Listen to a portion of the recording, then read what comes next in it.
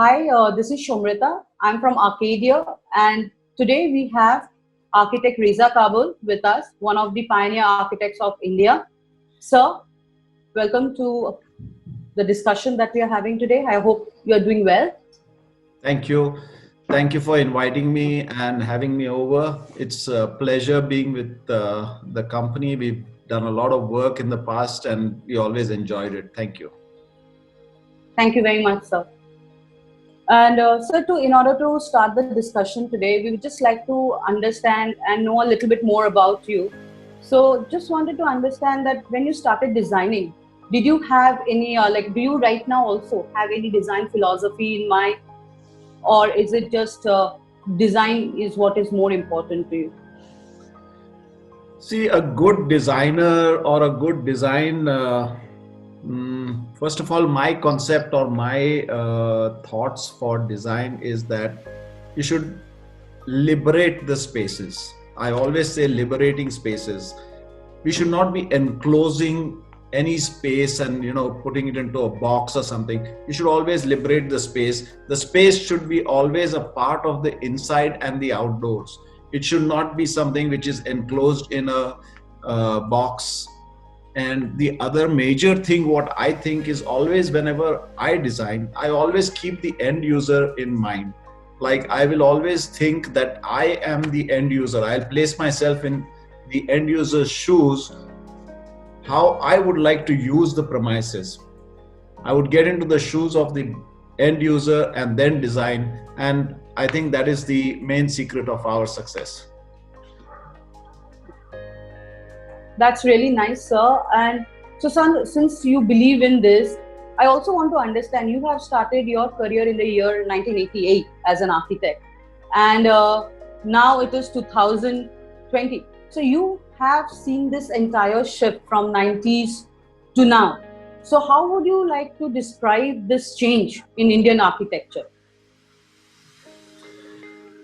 So when I started my practice, it was in 1988, as you said. Yes, in March 2000, in March 1988, we started on the 21st of March, and uh, that time I think that the buildings were mostly of 7 storied. To do it more than 7 storied, people would think the next level that they would go to was 14 storied. They would not go beyond 14 storied because the fear was that cost is the main criteria. And the other thing was that people were still not ready to get into a more high rise building, because they were scared of, if the lifts failed, what would happen, and how would they travel in case of a fire, how would they escape in case of a fire, an earthquake, or whatever that was, a natural calamity that would come. The other thing was that they were worried about water supply, whether how the water supply would be coming, because earlier the buildings that were there were all 7 storied, 10 storied, and that was it. Then people started venturing out and coming into high rises. So, sir, as you mentioned high rises, you are one of the first architects to come up with tall buildings. So, do you think there has been a boom been on that, or in fact, people have started with tall buildings because of the evolution of technology? See, actually, the whenever urbanization takes place and the land prices start going up, the only option is to go high rise. Uh, so by doing a high rise, the benefits that are there, you start having a lot of open space surroundings, you have a lot of green space, and the tower goes up higher, so you can accommodate the people more in the vertical tower. And yeah, so that was the main thing, that the high rises came into being in the first thing. All the world over, this was the reason why high rises started. And in India, if you see, high rises came up because of the same reason. In downtown Mumbai, we started doing high rises, and beyond Bandra, nobody would venture in doing a high rise because the cost was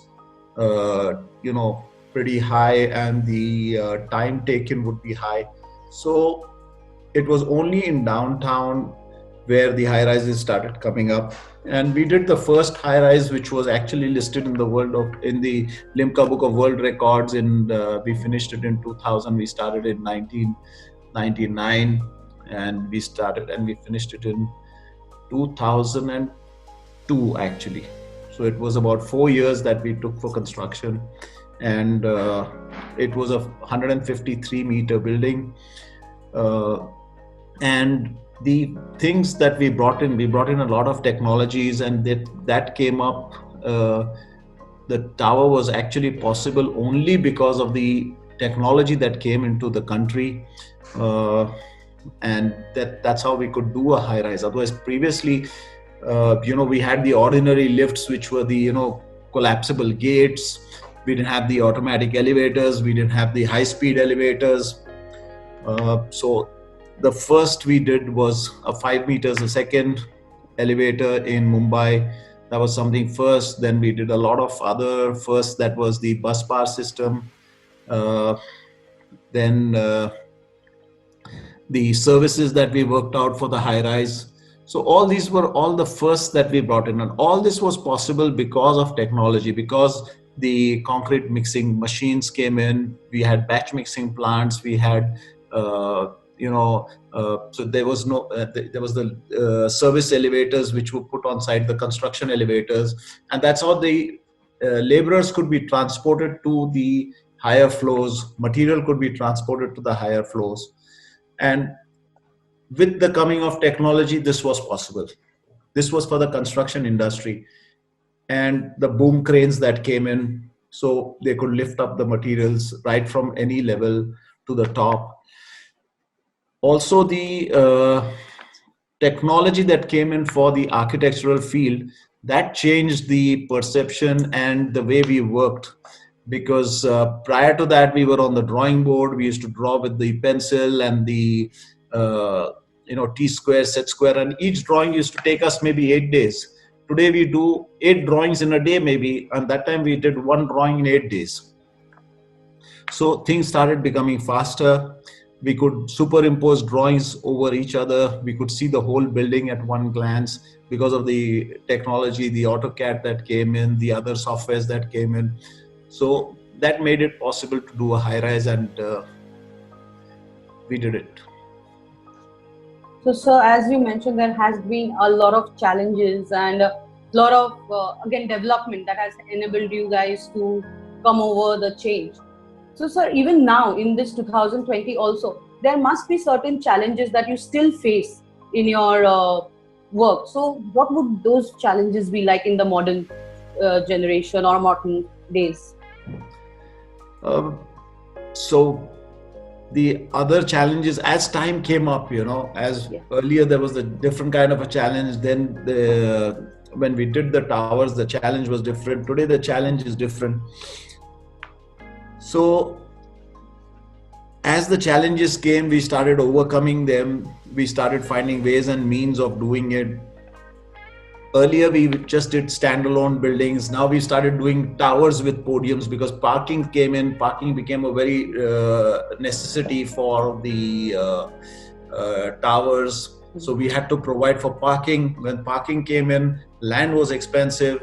So the clients started trying to exploit more of the land. So we started doing mixed use where we had shopping downstairs. We had, other users like theaters. We had retail, everything. And then we had the tower on the top. So that became a more complex issue because you had different kind of users in one project. And when you do that kind of a thing, so you have to do, their services have to be separate. Their entries have to be separate. The back of the house, the loading, unloading for the towers or for the, the retail, garbage disposal for the towers, how we take out the garbage, all those things had to be done. And with coming of that, there came in the Revit, the BIM model that came in, and we started using BIM because there were different users and it all had to be integrated and put into one drawing, and everything had to work together. So as the time comes, the new challenges come and we overcome them as well. So, sir, as for you, when you talk about your practice, as you mentioned, you always keep the end user in mind whenever you do a design for a client. So, I wanted to understand what sets your firm or your design apart from maybe the contemporaries. I think the upper hand that we have is we are most accessible, most approachable, uh, you know, ready with the client, with solutions for the clients. And I think that's the main thing of our success. We are there 24/7. Anytime the client wants us, we are there. Any solutions they require, we are there. We solve it for them. And we have a very good team, which is hands-on, like me itself. And yeah, that's the secret of our success. That's really nice to know, sir. But again, this will be a conflicting question, but still, I would like to ask you that: do you believe in a signature style? I feel as an architect, you should be able to do anything. You are a creator. And when you are a creator, you should not say that I can only create X or I can only create Y. As a creator, you should be able to create anything that is given to you. So if it's a hotel, you should be able to create it. If it's a hospital, you should be able to create it. If it's a residential, you should be able to create it. You are an architect and you can do anything. So, sir, as an architect, the varied projects that you have done over the years. So, as an architect, what has been the most challenging project till date? And after completing it, you felt that, yes, this is something that I feel really, really great about. See, the most challenging projects I feel is a kind of a retrofit project, a project which is half done, and you get in at times. What happens is a client brings you in a half done project. That is the most challenging project. If you're doing a greenfield project, the land is yours and you can play with it how you want. But if you're doing a project which is a half-done project, or a project which is existing and you got to rework it to fit into something else, so, or you're doing a kind of a heritage building where you have to rework the entire thing and restore the heritage building.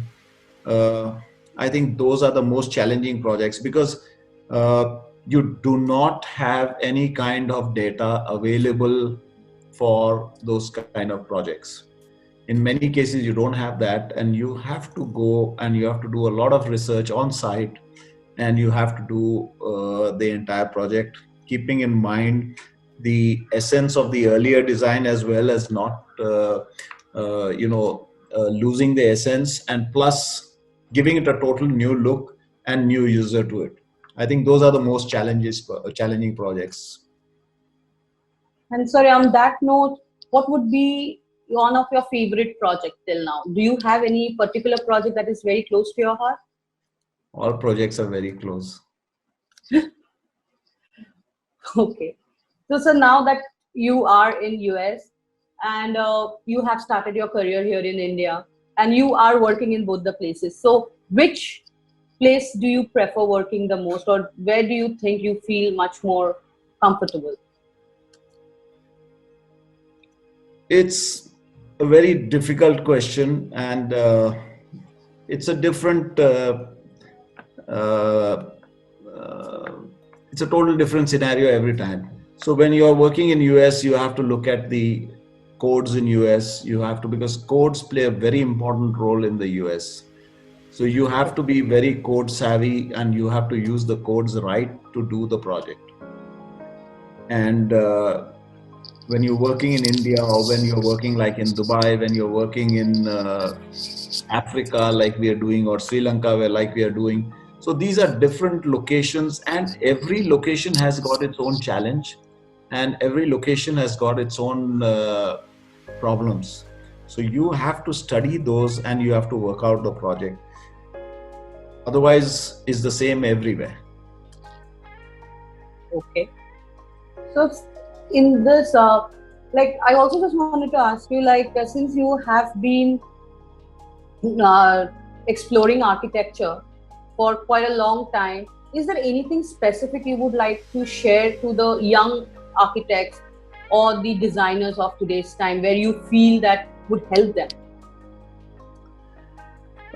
As young designers, I would always say that you should be, before you do anything, before you start with anything, you just, I mean, I've seen a lot of the young designers who come into the office today. When you tell them to do something, they'll just straight away go onto the computer and they'll start putting few lines and they'll start, and that's not the way things should happen.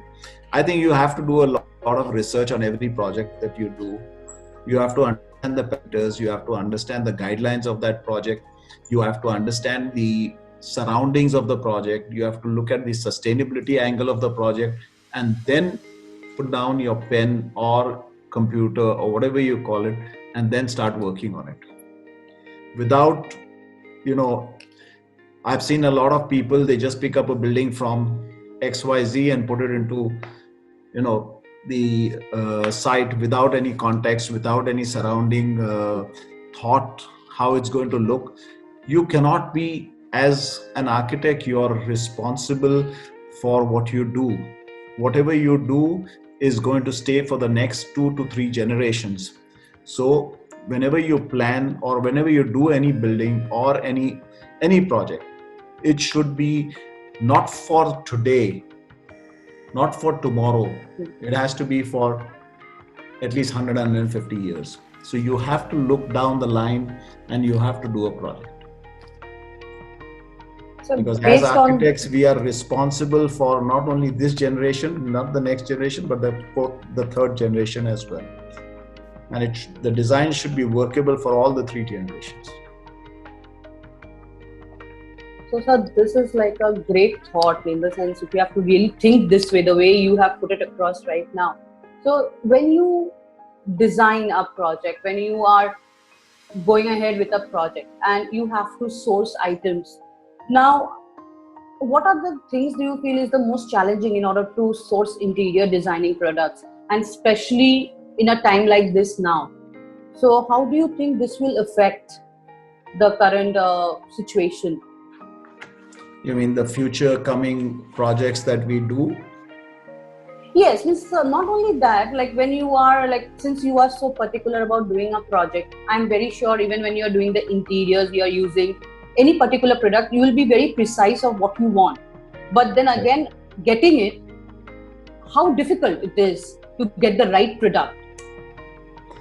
So you got to do a lot of research on the product, and then only you can go ahead with the product. Because today, I mean, if you look at it in the past, what we did and what we are going to do from now onwards, I think from now onwards, what we have to do is we have to start studying the materials.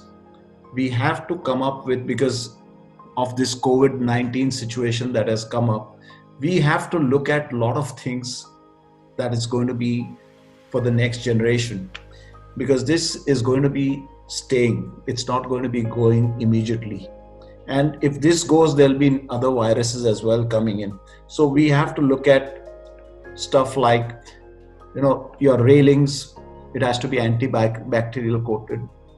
Your handrails, maybe even I was just thinking of, that we come up with an app. You don't have to use the elevator buttons.